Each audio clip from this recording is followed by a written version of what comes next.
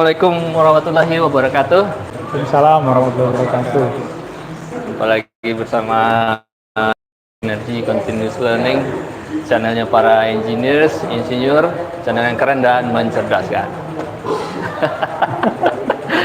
Oke, baik, kali ini saya bertiga nih sama ada Uda Sukri, ada Dinda Wahdi Putra.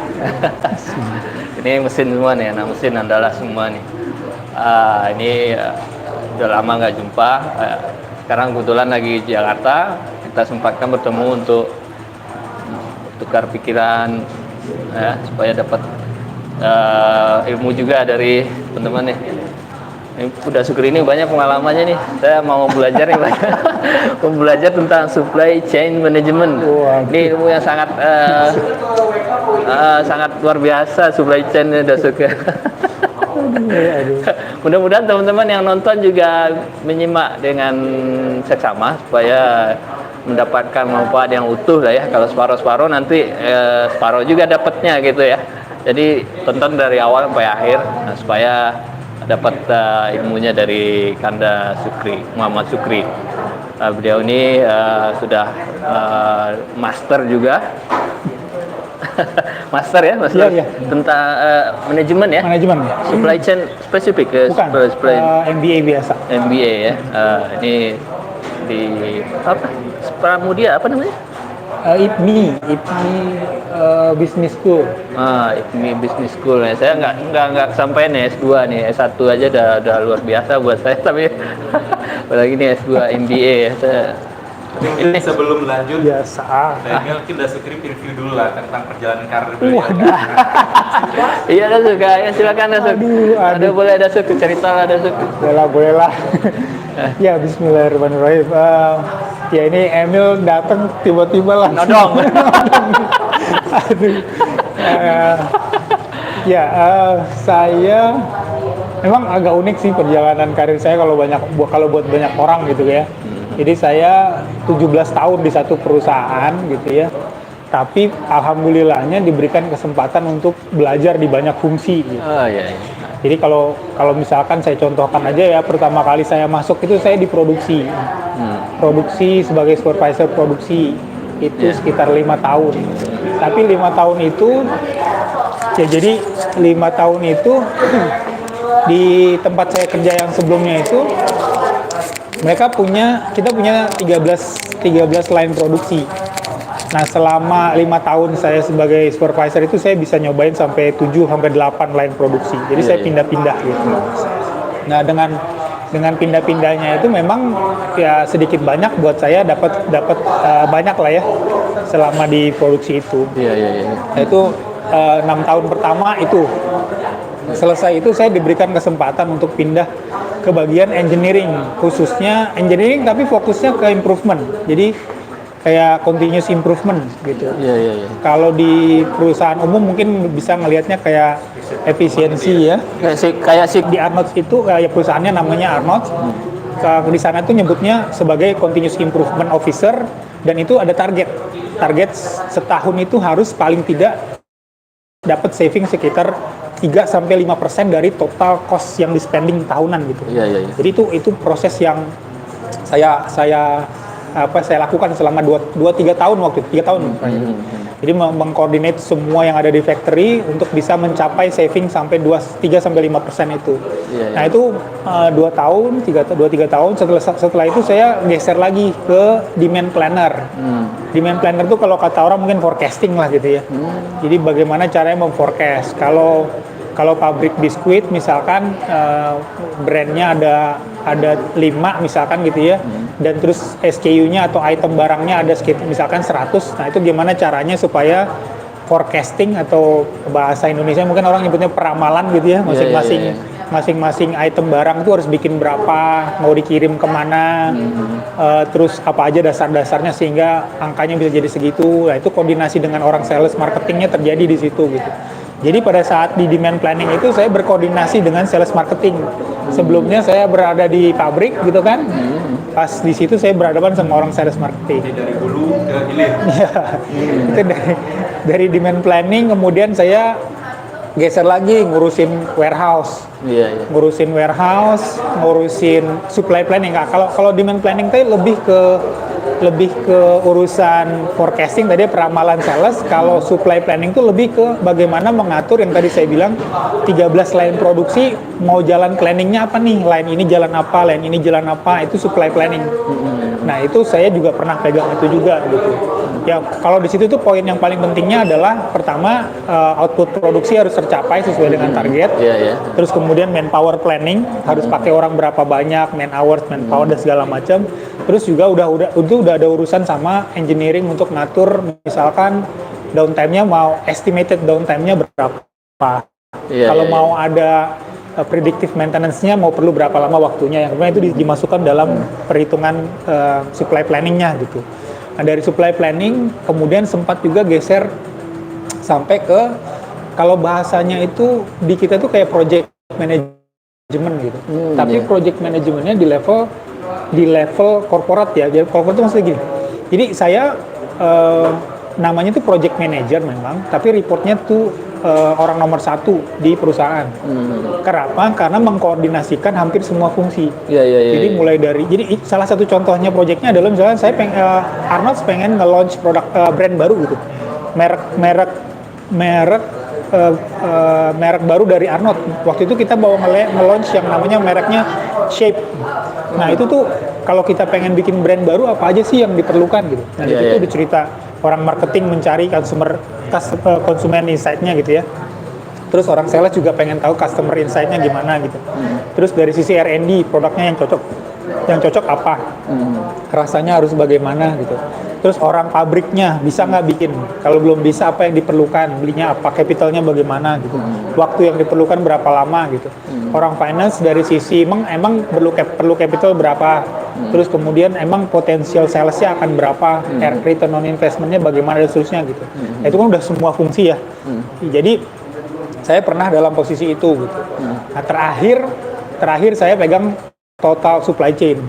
Jadi Supply chain. iya, total supply chain. Jadi mulai Saya sering dengar ini Dasuk ya, supply chain management ya ini ya. Kalau saya orang teknik ya, engineering itu Kita semua orang teknik bro. ya kita sama ya teknik ya kita ya. Saya lupa. Yang mikir dasar orang manajemen kita. Sering saya dengar supply chain management, SCM ya.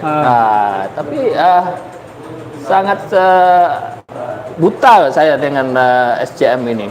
Padahal menurut saya SCM ini sangat berimpact kepada kalau saya dalam project berimpact ke project saya gitu. sangat benar. Ya, Benar. nggak hanya saya mendesain gambar, terus saya dapat material gitu kan. Terus saya lempar ke departemen berikutnya itu kadang nggak mandek gitu ya.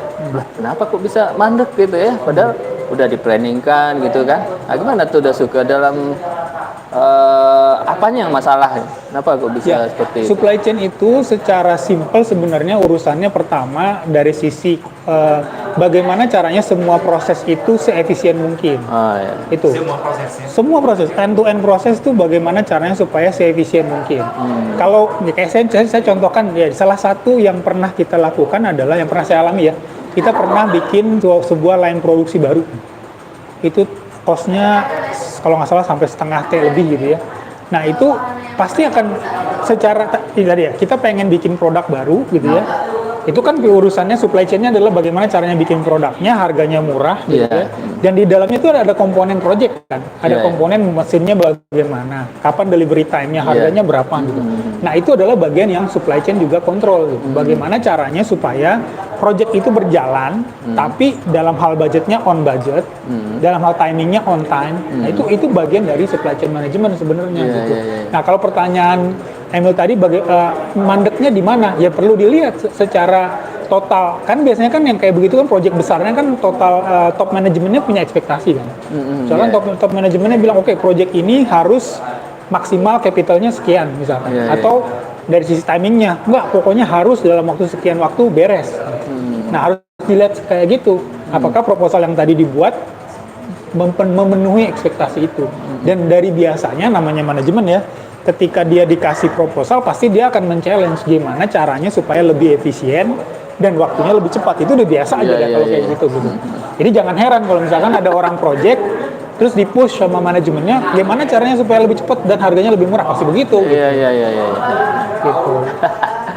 Ya, ya memang sering ini ya kendala di project itu ketika dieksekusi kita kan maunya selesai ya, misalnya udah kita desain, kemudian waktu procurementnya juga apa on time, Ya. terus ketika dipasang peralatannya itu juga on time, Ya. kemudian produksinya juga Ya. sesuai dengan on time waktunya ya, dan Ya. produksinya juga sesuai dengan ekspektasi itu tadi kan. Iya, betul.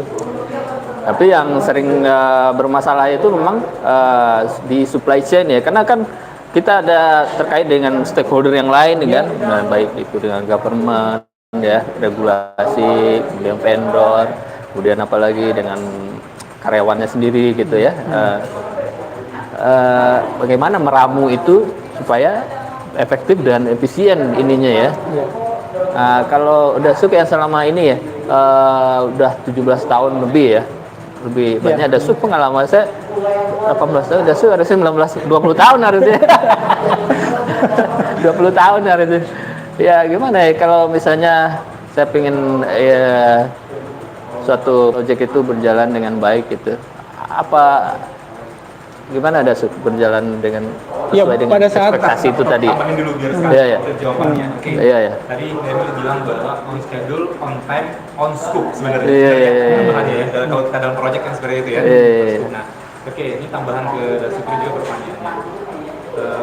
Tadi disampaikan bahwa supply chains itu mencoba melihat proses itu sehingga bisa dicarikan sistem yang efisien di situ.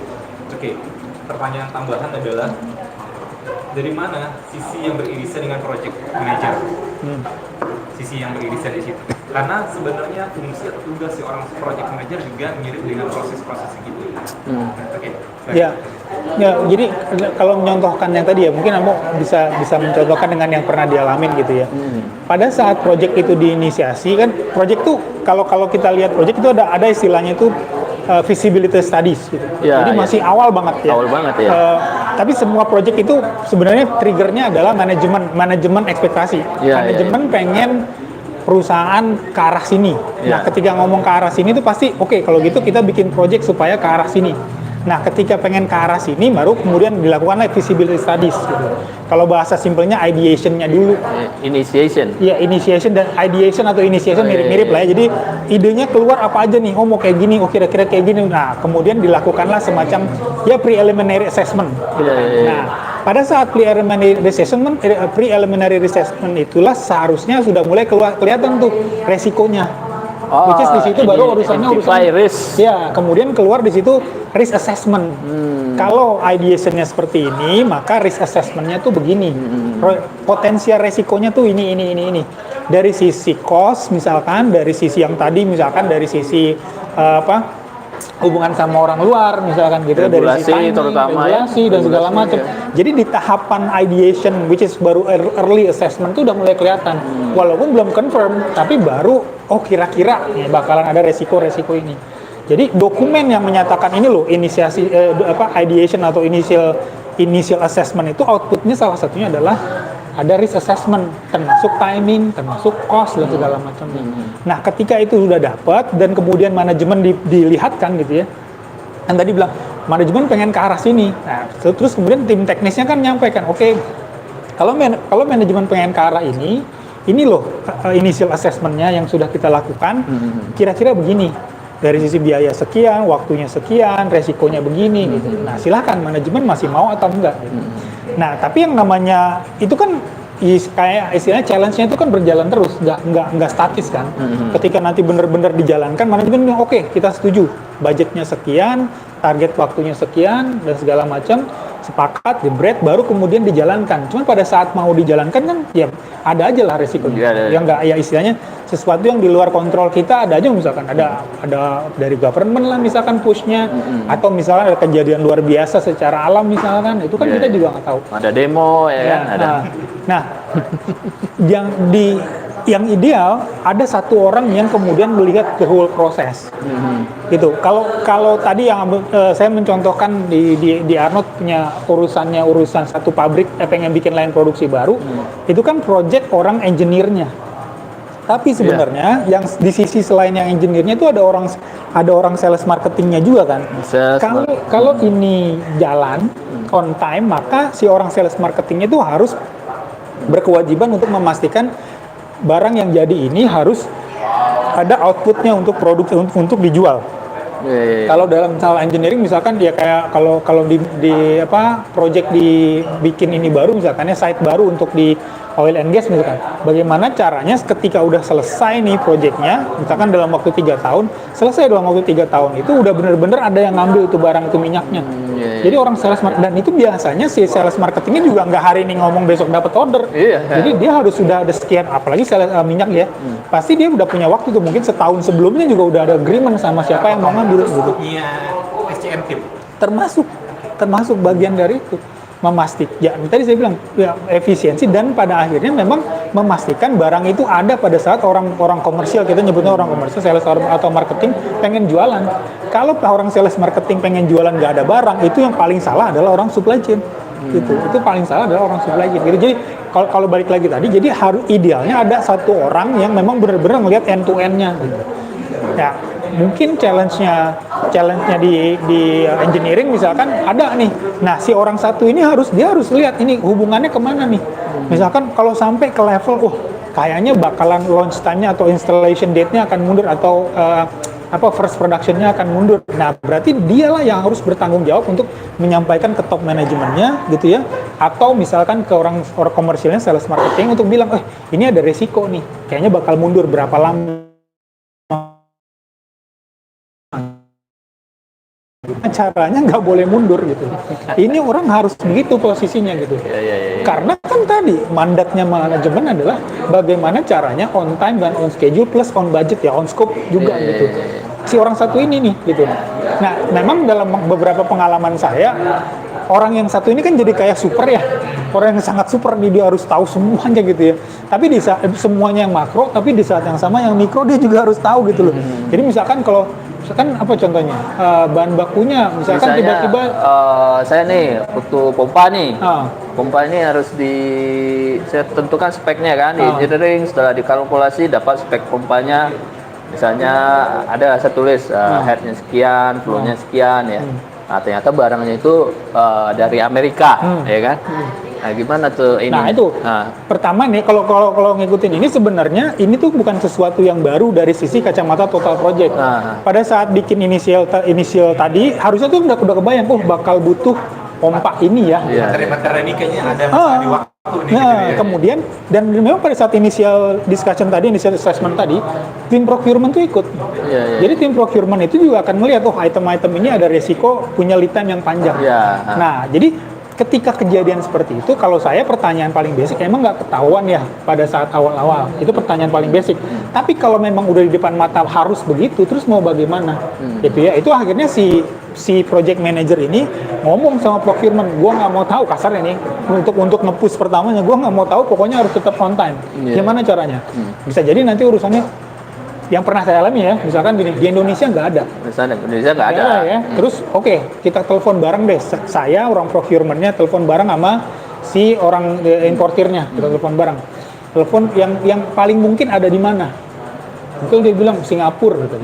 Oke, Singapura ada. Bener ada, cek. Bener itu bener-bener karena memang udah urgent kan, harus kudu wajib selesai. Jadi meeting itu telepon langsung Singapura. Kalau dia bilang ada, misalkan dia bilang ada, ya udah besok berangkat pakai pesawat, langsung begitu.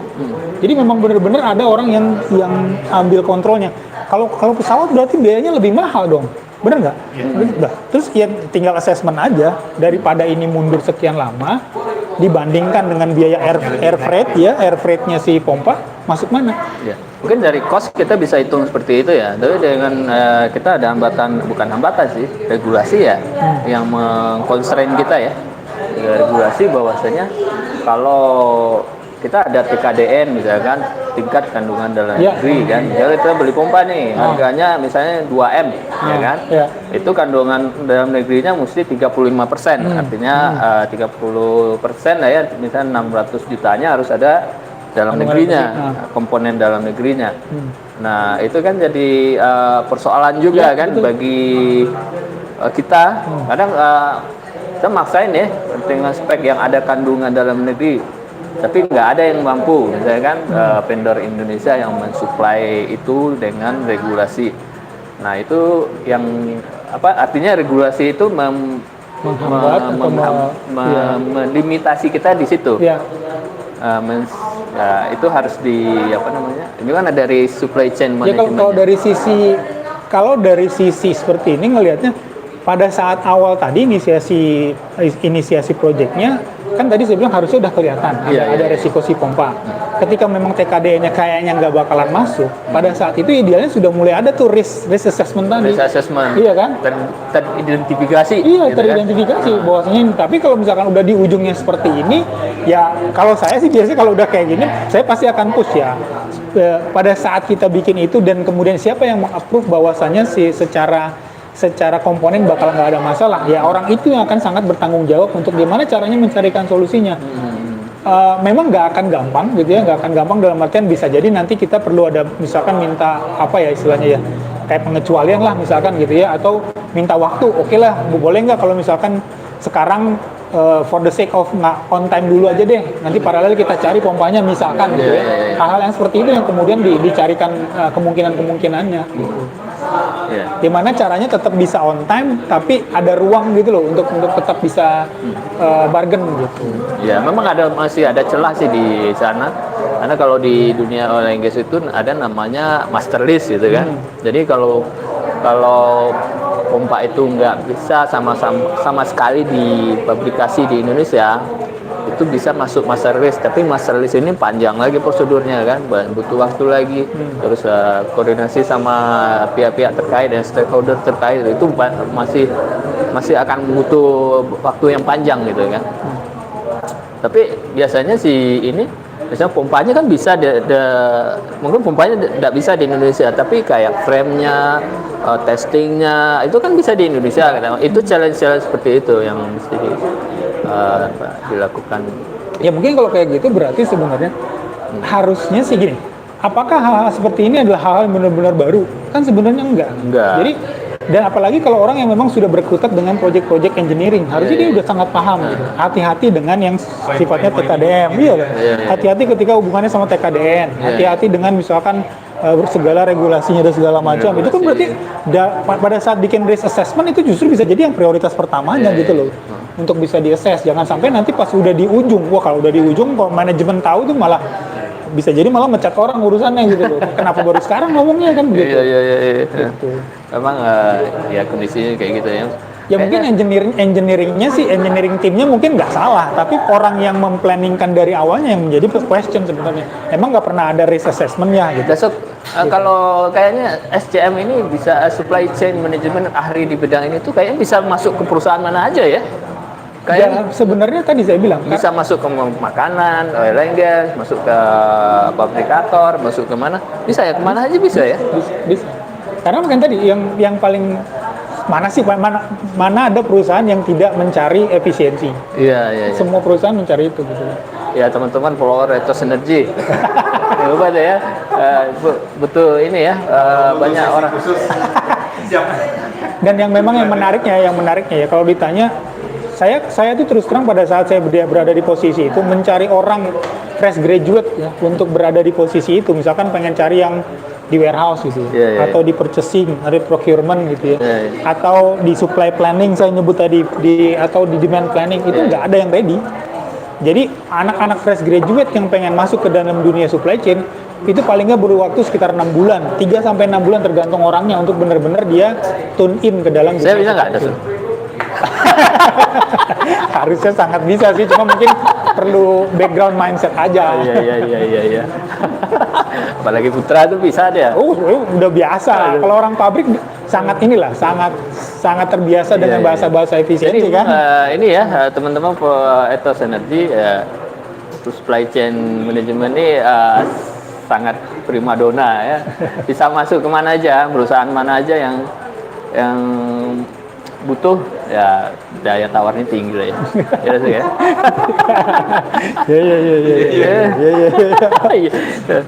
Kayaknya iya nih, bisikannya besar ini kayaknya. Karena tadi ya sebenarnya bagaimana melihat proses semua itu berjalan secara efisien. Sementara mungkin dia tidak bisa menafikan sebenarnya banyak perusahaan-perusahaan di level menengah gitu ya, atau misalnya menuju menengah itu hanya berjalan sebagaimana biasanya, tidak mencoba menilik dari dalam proses yang berjalan itu tidak efisien gitu.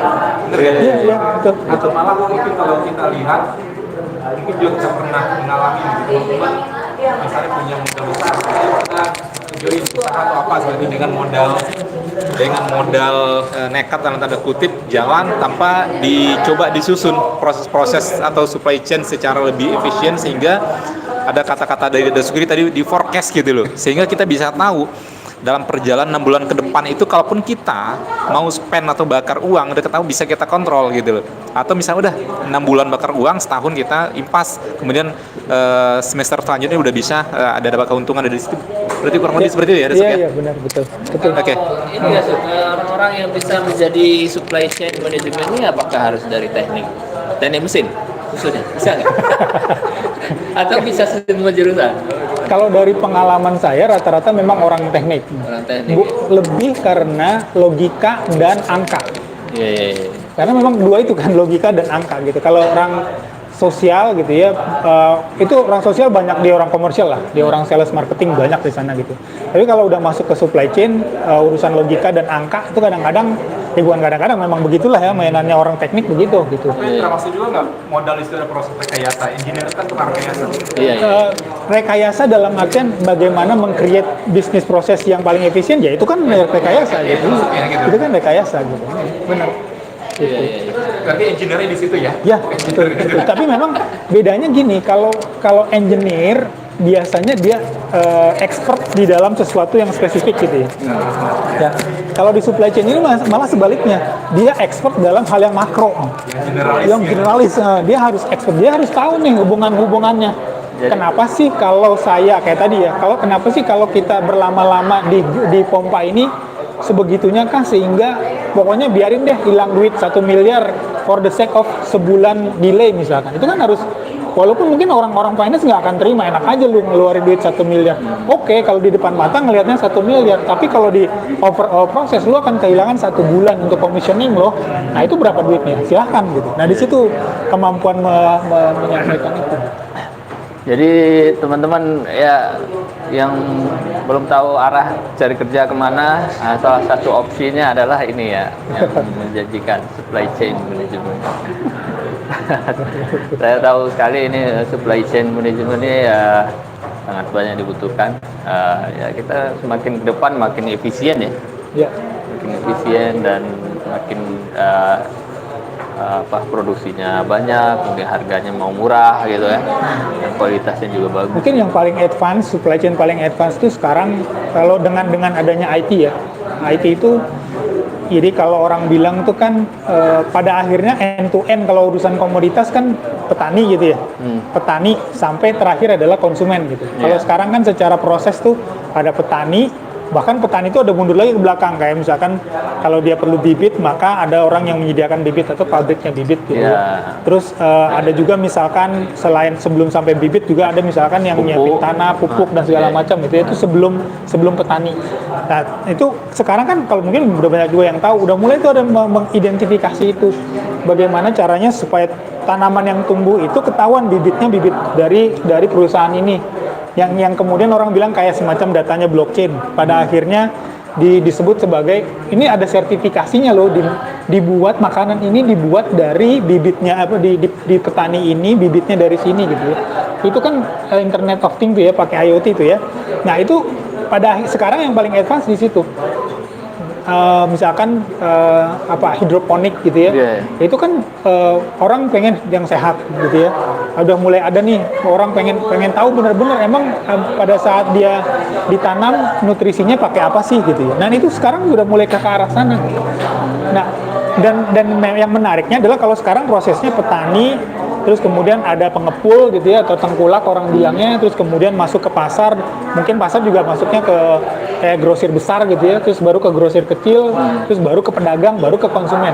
Nah dengan sistem sekarang ya mungkin kita mulai ada e-fishery misalkan, ada tani hub misalnya, ada beberapa gitu ya, itu semua kan sebenarnya pada akhirnya dia pengen memotong rantai itu, sehingga dia beli dari konsumen, sebisa mungkin dia langsung sampai dia beli dari petani, sebisa mungkin dia langsung jual ke konsumen. Seperti ini lah ya, apa namanya, e-market apa namanya? Dia kayak Shopee, cuman Tokopedia. bedanya adalah si platform itu dia tidak lagi ngasih margin ke tengkulak.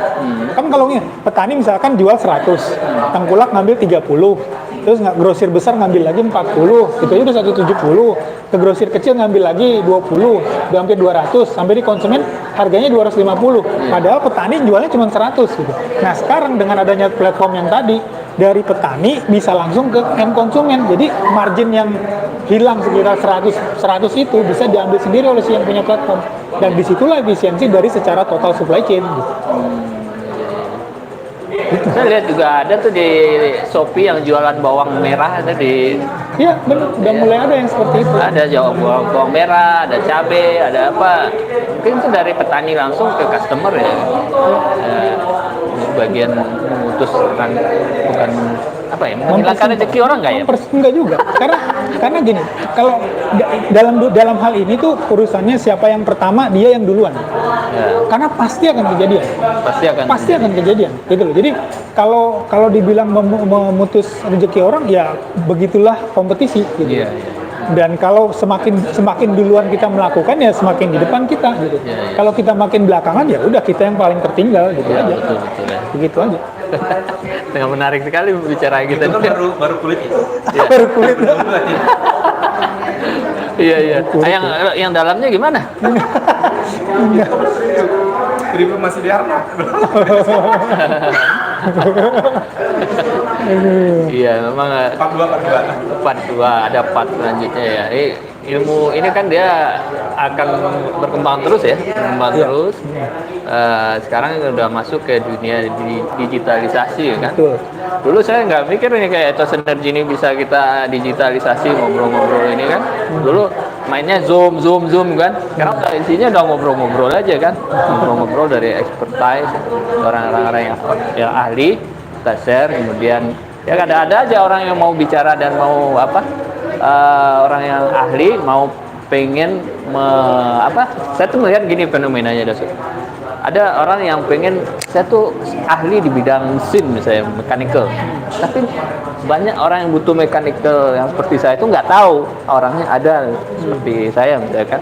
Mungkin banyak media-media sosial yang bikin profilnya ahli teknik mesin kan, ahli piping mechanical, tapi dia nggak tahu oh benar nggak orang ini kan. Itu bisa dibikin-bikin aja kan, kayak LinkedIn, Facebook, Twitter kan. Tapi kalau ngobrol seperti ini langsung dengan ahlinya, terus orang yang butuh itu perlu orang yang ahli mechanical dan dia melihat langsung orang yang benar, ngobrolnya benar, itu pemikirannya betul. Akhirnya dia dipanggil untuk perusahaan. Wawancara duluan gitu. Kakak, iya betul. Udah, oh ini loh orangnya ini gini, oh enggak, ya cocok nih saya. Terbukti gitu ya, terbukti. Bukan sekedar tertulis saja gitu. Ya benar, ada yang kayak gitu. Ya kalau dalam hal ini saya melihat ya ini mungkin bagian dari yang ketikkan saya 17 tahun terus kemudian saya berhenti gitu ya. Ini bagian dari supply chain juga loh, Jadi 17 tahun saya off gitu ya. Terus kemudian saya pengen tahu dunia di luar dunia korporat. Saya pengen tahu dunia yang jadi pengusaha entrepreneur deh. Gimana sih gitu. Apa yang Emil sampaikan tadi tuh sebenarnya setelah saya jalanin sekitar 1,5 tahun 2 tahun itu, saya jadi ngerti juga gitu. Ketika tadi bahasanya gimana caranya orang-orang ada yang dia sebenarnya secara skill, secara expertise dia punya dan dia pengen sharing.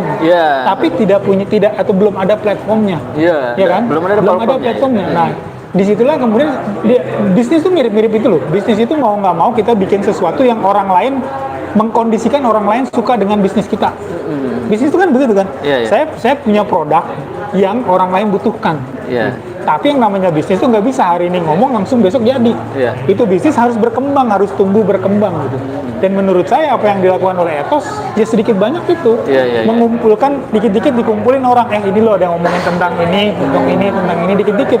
Sebagaimana bisnis dia akan grow pelan-pelan gitu ya, dia akan bikin orang akan mulai ngomong gitu, saya dapat materi dari ini bagus, Iya, akhirnya dia dapat. Itu istilahnya kalau bahasanya Seven Habit itu memperluas influence-nya, area of influence-nya dia gitu. Dengan punya ini, orang akan mulai tahu dan akhirnya pengaruhnya makin lama makin besar. Dan memang ya namanya bisnis juga begitu kan, pelan-pelan. Jangan berharap langsung besar gitu. Memang harus ada prosesnya gitu. Saya sih ngeliat gitu. Iya. Ini bagian dari supply chain. Jadi teman-teman kalau mau bagian dari supply chain Ethos Energy, call saya ya. Nanti saya interview. Aduh. Ya ada beberapa yang ya, seperti itu. Makanya banyak teman-teman mau saya interview, mau jarang ya. Kecuali dia malu ngomong ya. Yang menarik ya, saya pernah tuh baca artikel ya. Jadi salah satu kekurangan kita profesionalnya Indonesia itu istilahnya itu ya, melakukan regenerasi. Iya. Tapi bukan berarti orang-orang yang sudah senior tuh nggak mau membagi. Simply karena memang tidak disiapkan tempat atau istilahnya space-nya nggak disiapin gitu. Jadi kalau misalkan para pensiun itu ya, itu semua rata-rata knowledge-nya kan luar biasa, luar biasa loh knowledge-nya. Tapi dia nggak tahu bagaimana caranya supaya knowledge itu bisa transfer, ya kan? Yang kemudian saya pernah baca itu artikel ya, ada sebuah yayasan yang secara sengaja membuat itu. Jadi dia menghubungkan antara orang yang mau pensiun, misalkan dia ekspertisnya di engineering oil and gas, itu dihubungkan dengan sebuah kampus oil and gas. Nah, kemudian ini ada nih orang-orang yang sudah pensiun, pengalamannya luar biasa, mau nggak menjadi coach dari anak-anak yang baru lulus? Ada yang seperti itu.